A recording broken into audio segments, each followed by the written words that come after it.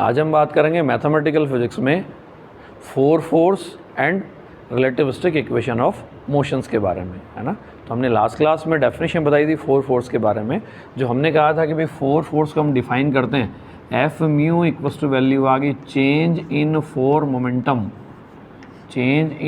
Momentum with respect to proper time interval, है ना। ये इक्वेशन हमने डिफाइन करी थी।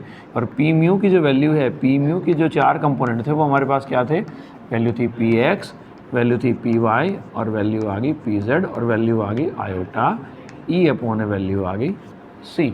ठीक है। अगर मैं कंपोनेंट निकालना चाहूँ म्यू की जो वैल्यू है, म्यू की वैल्यू हमारे पास कितनी आ गई, म्यू की वैल्यू आ गई, कितनी वैल्यू आएंगे, चार वैल्यू आएंगे ना, 1 2 3 और 4। ठीक है। अगर मैं वैल्यू निकालता हूँ किसकी, देखो वैल्यू निकाली मैंने F1, है ना, फोर फोर्स का पहला कंपोनेंट मैं कैलकुलेट कर रहा हूँ, तो वैल्यू कितनी बनेगी, वैल्यू आ गई dP1 अपॉन ए वैल्यू आ गई D2। ठीक है। इसका मतलब वैल्यू कितनी बनी, P1 की वैल्यू आ गई Px, यानी वैल्यू आ गई dPx अपॉन ए वैल्यू आ गई D2। ठीक है। D2 हमारे पास कितना था, dt अपॉन गामा यू के बराबर था, तो गामा यू आ गया, वैल्यू आ गई dPx अपॉन ए वैल्यू आ गई dt। इसका मतलब ये वैल्यू कितनी बनी, ये वैल्यू आ गई गामा यू और वैल्यू आ गई Fx के बराबर। ठीक है। F1 आ गया, दूसरा component F2 equals to value आ गई dP2 अपॉन ए वैल्यू आ गई D2 इक्वल्स टू वैल्यू आ गई dPy अपॉन ए वैल्यू आ गई D2 के बराबर, या इक्वल्स टू वैल्यू आ गई गामा यू और वैल्यू आ गई dPy अपॉन ए वैल्यू आ गई dt। इसका मतलब सेकंड कंपोनेंट आ गया गामा यू और वैल्यू आ गई Fy के बराबर। ठीक है। F3 इक्वल्स टू वैल्यू आ गई dP3 अपॉन ए वैल्यू आ गई D2 इक्वल्स टू वैल्यू आ गई dPz अपॉन ए वैल्यू आ गई D2 इक्वल्स टू वैल्यू आ गई गामा यू और वैल्यू आ गई dPz अपॉन ए वैल्यू आ गई dt इक्वल्स टू वैल्यू आ गई गामा यू और वैल्यू आ गई Fz। और फोर्थ कंपोनेंट हम निकालें F4, तो वैल्यू कितनी बनी, वैल्यू आ गई dP4 अपॉन ए वैल्यू आ गई D2 या वैल्यू आ गई d अपॉन ए वैल्यू आ गई D2। और फोर्थ कंपोनेंट कितना था, आयोटा, और वैल्यू थी e अपॉन ए वैल्यू आ गई c। तो इसका मतलब वैल्यू आ गई आयोटा गामा u अपॉन ए वैल्यू आ गई c और वैल्यू आ गई de अपॉन ए वैल्यू आ गई dt। इसका मतलब फोर्स के हमने चार कंपोनेंट निकाल लिए, है ना। वैल्यू आ गई क्या, वैल्यू आ गई एफ म्यू, चार कंपोनेंट हमने निकाल दिए, F1 F2 F3 और F4, है ना। इक्वल्स टू चार कंपोनेंट कौन कौन से आ गए, gamma U Fx, gamma U Fy, gamma U Fz, और वैल्यू आ गई आयोटा गामा यू अपॉन ए वैल्यू आ गई सी और वैल्यू आ गई डी अपॉन ए वैल्यू आ गई dt। तो ये हमारे पास चार कंपोनेंट आ गए किसके, फोर फोर्स के। ठीक है। अब हम कहें तो हमने टॉपिक हमने दो बातें कही थी ना, एक तो हमने कहा था कि हमें वैल्यू निकालनी है, हमें एक तो डिफाइन करना है क्या, फोर फोर्स डिफाइन करना है ना। तो सबसे पहले हमने डिफाइन कर दिया चतुर्विम बल को, यानी चतुर्विम संवेग में उचित समय अंतराल के सापेक्ष परिवर्तन की दर किसको व्यक्त करेगी, चतुर्विम बल को व्यक्त करेगी, या हम कहते हैं the rate of change in four momentum with respect to proper time interval will defines the four force. ठीक है। और दूसरा पार्ट जो हमें इसमें डिस्कस करना था वो हमारे पास था रिलेटिविस्टिक इक्वेशन ऑफ मोशन, है ना। रिलेटिविस्टिक इक्वेशंस हमें कैलकुलेट करनी थी। और रिलेटिविस्टिक इक्वेशन हम कैसे कैलकुलेट करें, हमने कहा देखो दूसरा हमें पार्ट करना था, दूसरा पार्ट हमें इसमें कैलकुलेट करना था रिलेटिविस्टिक इक्वेशन ऑफ मोशन, है ना। हमने कहा मैकेनिक्स में किसी भी पार्टिकल की इक्वेशन ऑफ मोशन है किससे कैलकुलेट करते हैं अपन, F इक्वल्स टू ma से हम कैलकुलेट करते हैं, यानी F mu equals to value कितनी आ गई, फॉर्मूला क्या था, dP म्यू अपॉन ए वैल्यू आ गई D2 के बराबर। या ऐसे इक्वेशन को क्या लिख सकता हूँ मैं, वैल्यू आ गई देखो d अपॉन ए वैल्यू आ गई D2, और ये वैल्यू कितनी बन गई m0 आ गया और वैल्यू आ गई u म्यू, है ना। चतुर्विम संवेग विराम द्रव्यमान और चतुर्विम वेग के गुणनफल के बराबर होता है। या इसी को मैं क्या लिख दूँ, देखो ये वैल्यू कितनी बनी, F mu equals to value आ गई, F mu equals to value आ गई m0 को अपन बाहर निकाल लें, वैल्यू आ गई d अपॉन ए वैल्यू आ गई D2 और वैल्यू आ गई u म्यू मतलब इसको क्या लिख दें, dx म्यू अपॉन ए वैल्यू आ गई D2, है ना। चतुर्विम वेग की डेफिनेशन थी u mu equals to value कितनी थी, dx म्यू अपॉन ए वैल्यू आ गई D2 आ गया। या F mu equals to value आ गई, F mu equals to value आ गई एम नॉट आ गया, डी टो को क्या लिख दें, गामा यू आ गया और वैल्यू आ गई डी अपॉन डी टी आ गया और वैल्यू आ गई, इसको क्या लिख दें, गामा यू आ गया और वैल्यू आ गई d x mu upon value आ गई डी टी।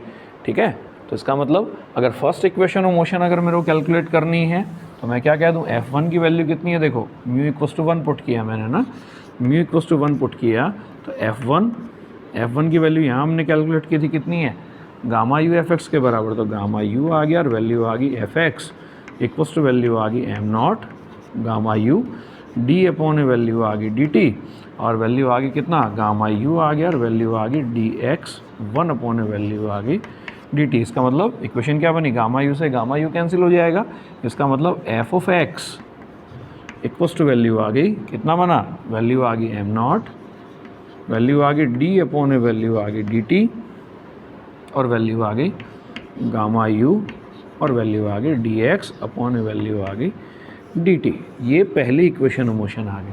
ठीक है, इसी तरीके से अगर मैं पुट कर दूँ म्यू इक्वस टू 2 पुट कर दूँ तो क्या बना, F2 इक्वस टू वैल्यू आ गई गामा यू और वैल्यू आ गई Fy इक्वस टू वैल्यू आ गई M naught gamma u d upon d t और वैल्यू आ गई गामा यू और वैल्यू आ गई डी एक्स2 अपॉन वैल्यू आ गई डी टी। एक्स2 का मतलब कितना हुआ, y, गामा यू से गामा यू कैंसिल हो गया, तो दूसरी इक्वेशन ऑफ मोशन आ गई Fy इक्वस टू वैल्यू आ गई Fy इक्वस टू वैल्यू आ गई कितना, वैल्यू आ गई M naught d upon d t और वैल्यू आ गई gamma u d y upon value आ गई डी टी। ठीक है, ये सेकंड इक्वेशन ऑफ मोशन आ गई और इसी तरीके से मैं निकाल सकता हूँ थर्ड इक्वेशन ऑफ मोशन क्या आ जाएगी, F z equals to value आ गई M naught d upon d t और वैल्यू आ गई गामा यू और वैल्यू आ गई डी जेड अपॉन वैल्यू आ गई डी टी। ये हमारे पास कहलाते हैं रिलेटिविस्टिक इक्वेशन ऑफ मोशन। ठीक है ना, तो दो बातें हमने कर ली, एक तो हमने डिफाइन कर दिया फोर्स को और एक हमने डिफाइन कर दिया रिलेटिविस्टिक इक्वेशन ऑफ मोशन को। तीनों कंपोनेंट हमने कैलकुलेट कर दिए, एफ एक्स कैलकुलेट कर लिया, एफ वाई कैलकुलेट कर लिया और एफ जेड कैलकुलेट कर लिया। ठीक है, अब देखो नेक्स्ट इसी टॉपिक में हमें नेक्स्ट पार्ट हमें कैलकुलेट करना है orthogonality relation of 4 force and 4 velocity, है ना। तो नेक्स्ट पार्ट हमें इसी में कैलकुलेट करना है कि भाई हमारे पास चतुर्विम बल और चतुर्विम वेग परस्पर क्या होते हैं, लंबिक होते हैं या परस्पर लंबवत होते हैं। तो हम जनरल वेक्टर में हम क्या पढ़ते हैं कि भाई कोई भी दो वेक्टर अगर ए डॉट बी अगर आप कैलकुलेट करते हो तो हम क्या कहते हैं, ए बी और वैल्यू आती है कोस ऑफ थीटा। अगर दोनों वेक्टर अगर परपेंडिकुलर हैं तो उस कंडीशन में थीटा इक्वल्स टू वैल्यू कितनी बनेगी, 90 डिग्री। 90 डिग्री इसका मतलब कोस ऑफ 90 कितना बना, 0 बना।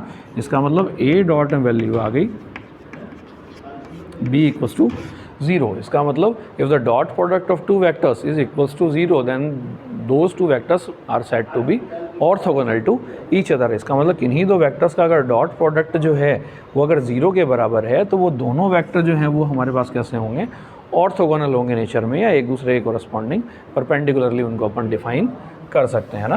तो अब हमें प्रूव करना है orthogonality relation of 4 velocity and 4 force, है ना। हमें वैल्यू निकालनी है orthogonality relation between 4 force and 4 velocity. ठीक है, हमने कहा एफ म्यू हमने डिफाइन किया, देखो F mu definition of 4 force है, हमने क्या लिखा, वैल्यू थी D P mu upon value था कितना, डी टो के बराबर। ठीक है, इसका मतलब वैल्यू कितनी आ गई, डी अपॉन वैल्यू आ गई डी टो आ गया और वैल्यू आ गई m0 आ गया और वैल्यू आ गई यू म्यू।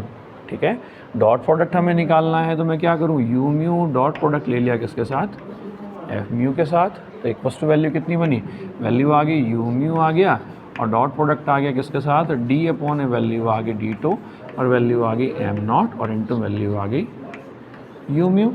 ठीक है, ऐसी को क्या लिख सकता हूँ, यू म्यू डॉट वैल्यू आ गई F mu equals to value आ गई यू म्यू आ गया डॉट वैल्यू आ गई डी अपॉन डी टो, क्या लिखें अपन, पहले का मल्टीप्लिकेशन और दूसरे का डिफ्रेंशिएशन आ गया। ठीक है, और प्लस में वैल्यू आ गई एम नॉट का मल्टीप्लिकेशन आ गया, डी अपॉन ए वैल्यू आ गई डी टो आ गया और वैल्यू आ गई यू म्यू आ गया। ठीक है, ऐसी टर्म को मैं क्या लिख सकता हूँ, देखो यू म्यू डॉट में वैल्यू आ गई F mu equals to value आ गई, ये कितना बना, वैल्यू आ गई यू म्यू डॉट में वैल्यू आ गई यू म्यू और वैल्यू आ गई डी एम नॉट अपॉन ए वैल्यू आ गई डी टो। ठीक है, प्लस में इसको क्या लिख सकते हैं अपन, एम नॉट अपॉन ए वैल्यू आ गई 2 डी अपॉन डी टो आ गया और वैल्यू क्या लिख सकते हैं, u mu dot u mu को क्या लिख दिया अपन ने, यू म्यू का स्क्वायर लिख दिया। ठीक है, और रेस्ट मास है हमेशा क्या रहेगा, इनवेरिएंट रहेगा या फ्रेम ऑफ रेफरेंस पर डिपेंड नहीं करेगा या टाइम के कोरस्पॉन्डिंग चेंज नहीं होगा। तो D M naught upon D tau की वैल्यू कितनी आएगी,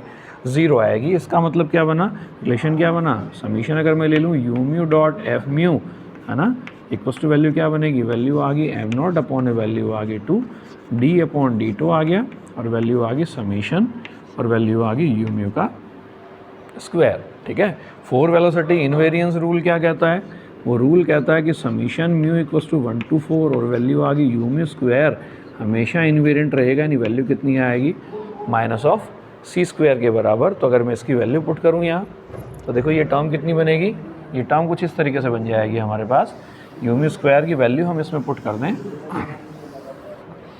तो वैल्यू बनेगी समीशन आ गया म्यू इक्वल्स टू वैल्यू आ गई 1 to 4 और वैल्यू आ गई यू म्यू डॉट में वैल्यू आ गई F mu equals to value आ गई एम नॉट अपॉन 2 और वैल्यू आ गई डी अपॉन डी टो आ गया और वैल्यू आ गई माइनस ऑफ सी स्क्वायर। तो हम क्या कहते हैं कि वेलोसिटी ऑफ लाइट है वो हमारे पास क्या है, यूनिवर्सल कांस्टेंट है, हमेशा कांस्टेंट रहेगा।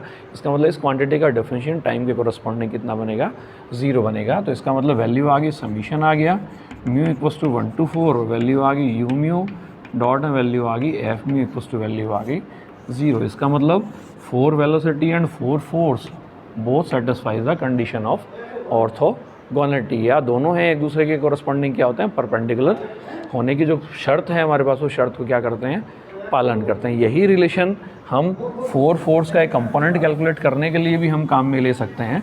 समीशन का मतलब मैंने कह दिया कि भाई समीशन हमें निकालना है, डॉट प्रोडक्ट हमें निकालना है, तो मैं क्या कह सकता हूँ, इसी इक्वेशन को मैंने कह दिया u1 इंटू F1 प्लस में वैल्यू आ गई u2 इंटू वैल्यू आ गई F2 प्लस में वैल्यू आ गई u3 और वैल्यू आ गई F3 प्लस में वैल्यू आ गई u4 और F4 इक्वल्स टू वैल्यू आ गई 0। इसका मतलब u4 आ गया इंटू वैल्यू आ गई F4 इक्वल्स टू वैल्यू आ गई माइनस और वैल्यू आ गई कितना u1 F1 plus u2 F2 plus में वैल्यू आ गई u3 और वैल्यू आ गई F3। कंपोनेंट हम डिफाइन करें, हमने कहा था u1 u2 u3 u4 equals to value क्या थी, gamma u ux gamma u uy gamma u uz और वैल्यू थी आयोटा सी गामा u। और फोर्स के चारों कंपोनेंट क्या थे, हमने कहा F1 F2 और F3 है ना। फोर्थ कंपोनेंट हम डिफरेंट फॉर्मेट में निकालना चाहते हैं ना, तो gamma u Fx gamma u Fy और गामा u और वैल्यू आ गई Fz। ठीक है, तो ये तीनों इक्वेशन अगर मैं इसमें पुट कर दूं तीनों वैल्यूज़, तो देखो वैल्यू क्या बनेगी, u4 F4 का मतलब कितना बना, आयोटा सी गामा u और इंटू वैल्यू आ गई F4 इक्वल्स टू वैल्यू आ गई माइनस आ गया u1 F1 मतलब gamma u ux gamma u uy gamma u square value आ गई ux और इंटू Fx। ठीक है, माइनस वैल्यू आ गई gamma u square uy into Fy minus value आ गई गामा u स्क्वायर और वैल्यू आ गई uz इंटू Fz, या यही वैल्यू कितनी बनेगी, माइनस गामा u स्क्वायर और वैल्यू बन गई ux Fx plus uy Fy plus में वैल्यू आ गई uz और वैल्यू आ गई Fz। या फाइनली ये रिलेशन देखो कुछ इस तरीके से आ गया, आयोटा सी गामा u और वैल्यू आ गई F4 इक्वल्स टू वैल्यू आ गई माइनस गामा u स्क्वायर। इसको क्या लिख सकता हूँ मैं, ux Fx uy Fy uz Fz। इसको क्या लिख सकता हूँ मैं, u डॉट प्रोडक्ट आ गया किसके साथ, f के साथ है ना, f के साथ। ये तो दोनों जो है वो कौन से डायमेंशन में है, 3 डायमेंशनल कंपोनेंट है ना। इसका मतलब F4 इक्वल्स टू वैल्यू कितनी बनी, गामा u से गामा u कैंसिल हो गया तो minus gamma u upon value आ गई आयोटा सी और वैल्यू आ गई u डॉट वैल्यू आ गई f। इसका मतलब फोर्थ कंपोनेंट ऑफ 4 फोर्स हम एक नए फॉर्मेट में भी हम डिफाइन कर सकते हैं, जिसको हम नेक्स्ट टॉपिक में काम में लेंगे। F4 इक्वल्स टू वैल्यू आ गई 1 अपॉन आयोटा, कितना बनेगा माइनस आयोटा, यानी वैल्यू आ गई आयोटा गामा यू अपॉन सी, और वैल्यू आ गई यू डॉट वैल्यू आ गई एफ। ये हमारे पास कहलाता है कंपोनेंट ऑफ 4 फोर्स। ठीक है, तो 4 फोर्स और 4 वेलोसिटी दोनों जो हैं वो दोनों वेक्टर क्वांटिटी हैं और दोनों ऑर्थोगोनैलिटी रिलेशन को सेटिस्फाई करते हैं, और 4 फोर्स का एक कंपोनेंट हम इस तरीके से भी डिफाइन कर सकते हैं। जल्दी मिलते हैं एक नए वीडियो में, बहुत बहुत धन्यवाद, थैंक यू सो मच।